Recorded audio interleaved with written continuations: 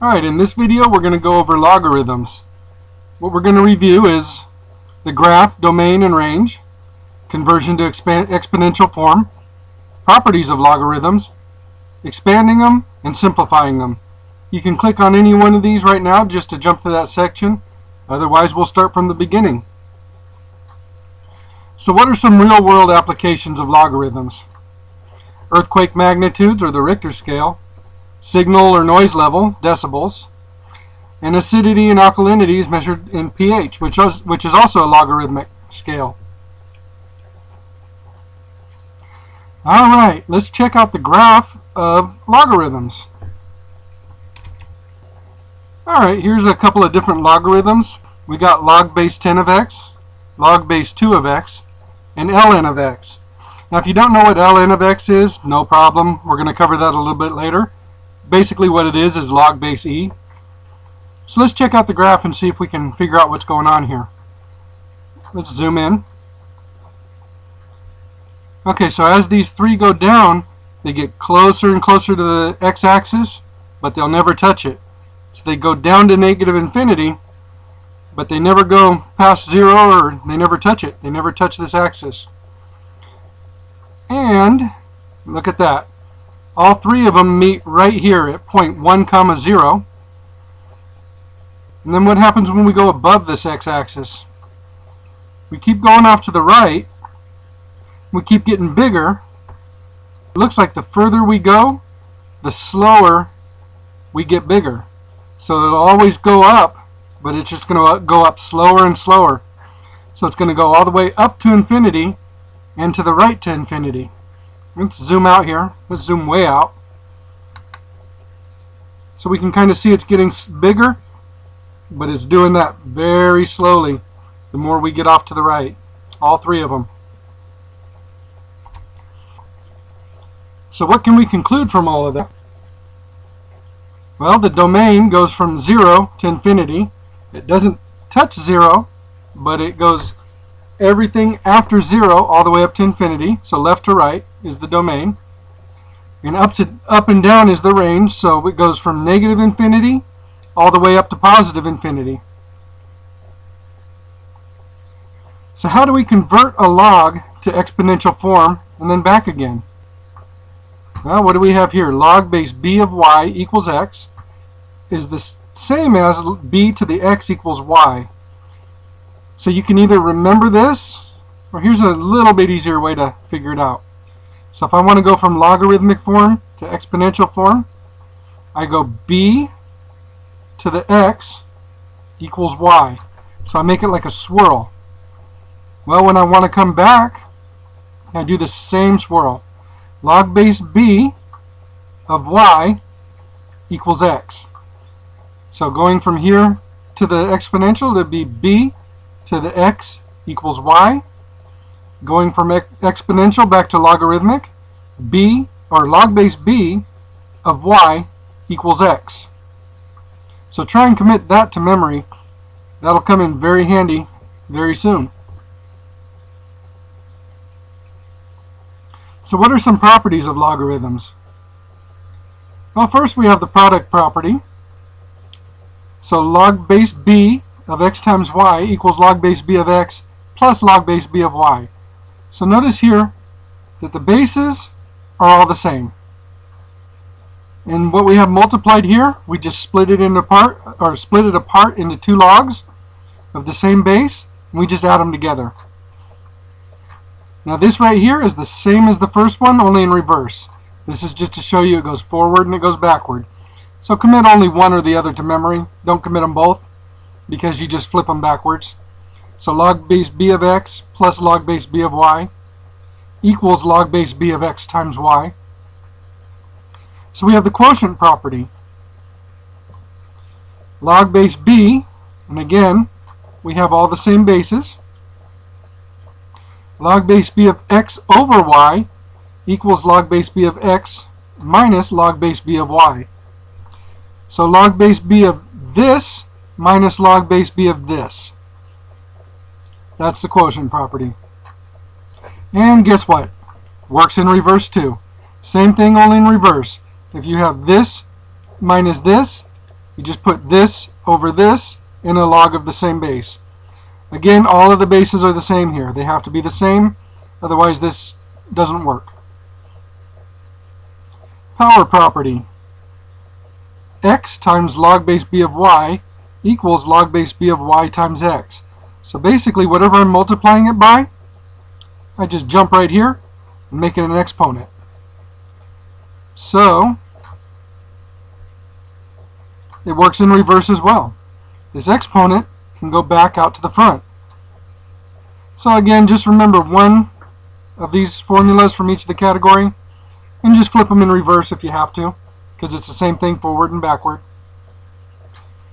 So here's a couple more properties of logarithms. This is called the change of base formula. So what this is good for is if the base here, most cheap scientific calculators have base 10, log base 10, and log base e. What if this is log base 2? You can't do it on most calculators, or can you? You just come here with this formula, and y, that would be a base that you have. For example, log base 10 of x over log base 10 of b would give you the answer to this problem. So let's say this is log base 2 of 10. So you go log base 10 of 10 over log base 10 of 2, and you get the answer to this problem right here. We'll have some more examples over here. You can check that out if you still don't understand. So our next property, log base b, and b is any base, log base 10, log base 5, log base e, log base 2 million. Log base b of 1 equals 0. So a log of any base of 1 is always equal to 0. Log base b of b equals 1. So if the base and this are the same, it's always 1. Log base 10 of 10 is 1. Log base e of e is 1. Log base 2 of 2 is 1. Now this one kind of puts together some of the properties we've already covered, but some teachers have you learn it, some don't, so we have it here. But basically log base b of b to the x equals x. And the way to think about this is, here's the power property. The x goes out front. So it's x times log base b of b. Well, log base b of b, right here, we know is 1. So x times 1 is x. So you can remember it that way. You can remember this formula right here. Either way works, depending on your teacher. So b raised to the power of log base b of x equals x. So if this and this are the same, they cancel each other out, and you're just left with what's in the middle here. So log base b of x equals log base b of y, therefore x equals y. So again here, if the bases are the same and they're equal to each other, the things in the middle have to be the same. And this is just notation. Log base 10 of x is just log of x. So if we don't write the base, we assume it's base 10. If we wanted some base other than base 10, we would have to write it. If we don't write it, it's always base 10. Now log base e of x, and that's Euler's constant, or e, or the natural number, or however you've heard it called. Log base e of x equals ln of x, or natural log of x. This one here is a very important one. You're going to see this from here forward if you continue with math. This helps you solve some pretty high level problems. Alright, let's look at expanding logs out. Now if you have this logarithm and you're asked to expand it, what do? Well, let's look at some of the properties we've already reviewed. So the first thing I'm seeing is its division. So what would apply? So it would be the quotient property. And notice there's no base here, so it's log base 10. So we would have this top thing minus this bottom thing, right? Log base 10 of this top thing minus log of the bottom thing. Alright, so now what? Well, this right here is not fully simplified. We have w times x. So we would use the product property. So it would be log base w plus log base x minus log of y to the z. So this became this. We just split this middle apart, kept the same base on the logs, and added them together. Alright, well this is not fully simplified here. This and this are. So what do we got here? This can jump out front, the power property. So here's that z. So we got log base w plus log base x. I'm sorry, log of w plus log of x minus z times log of y. So this expands to this. Now what if you're asked to simplify? That's just expanding in reverse. So we have this big old thing that's expanded. We got to simplify it. First thing I'm noticing is this w can become an exponent up here with our power property. So we have log of x to the w plus log of y minus log of z. Again, notice these are all base 10. Alright, what's the next thing we notice? That looks like a power property. I mean, not a power property, product property. So log of x to the w times y minus log of z. So that up there became this. Alright, so now we have this minus this. Looks like quotient property. So all of this goes over this, and we end up with this. So this, fully simplified, is this.